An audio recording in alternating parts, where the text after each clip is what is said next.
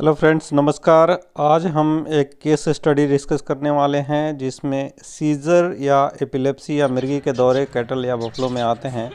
उसके बेसिस पे आप कैसे डायग्नोसिस करते हैं और किस तरह से उसके इलाज के अप्रोच में किया जा सकता है, और आखिर में मैं बताऊंगा कि सीजर के क्या क्या लक्षण होते हैं। तो आखिरी तक मेरे साथ बने रहिए और आज हम लोग इस केस का डिस्कशन करते हैं। ये एक काऊ है जो अभी 9 मंथ की प्रेग्नेंट थी कुछ दिन पहले, और फिर इसको मुझे सेकंड ओपिनियन के लिए पाकिस्तान से एक वेट ने कंसल्ट किया था, और उन्होंने बताया कि ये जब 3 महीने की थी, प्रेगनेंसी इसकी थी, तब से ये इस तरह से सिम्टम दे रही है, सर्कल करती है और एमलेस मूविंग करती है।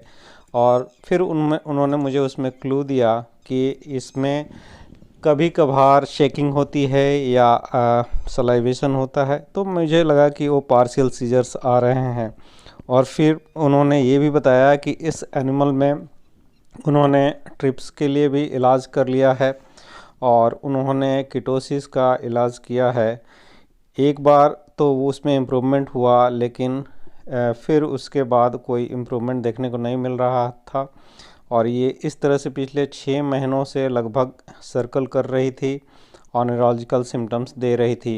जब 9 मंथ की प्रेग्नेंट हो गई तो फिर काफ़ी इलाज करने के बाद भी इम्प्रूवमेंट नहीं मिला, तो मुझसे उन्होंने एडवाइस लिया और मैंने क्या सजेस्ट किया आप खुद सुनिए। अस्सलाम वालेकुम sir, doctor Ahmed Ayubi from Pakistan Punjab.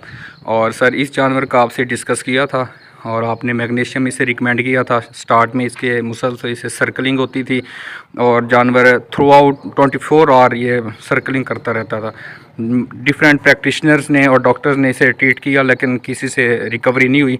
फिर मैंने आपसे डिस्कस किया और आपने इसे मैग्नीशियम हमें रिकमेंड किया था। हमने इसे मैग्नीशियम की ओरल थेरेपी भी की है, रेक्टल एनीमा भी किया, और इसके अलावा हमने मैग्नीशियम इसे इंजेक्ट भी किया।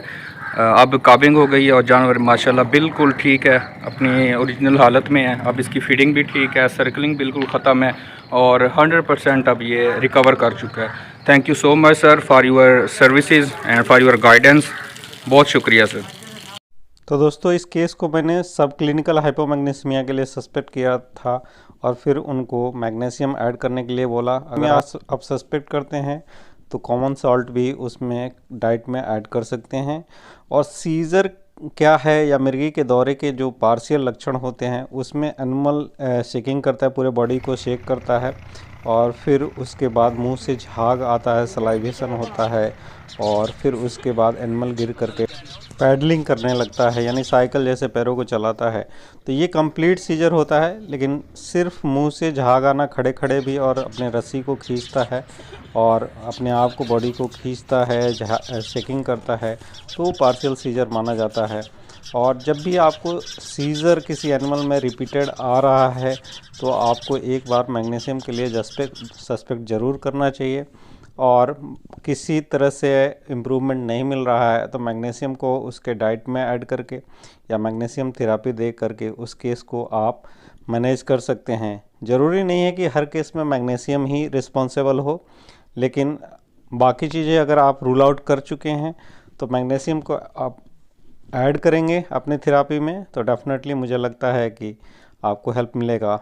तो मुझे लगता है ये केस स्टडी आप लोगों को ज़रूर फील्ड कंडीशन में क्लिनिकल प्रैक्टिस को इम्प्रूव करने में मदद करेगा, और मेरे साथ इसी तरह से बने रहिए। बहुत बहुत धन्यवाद।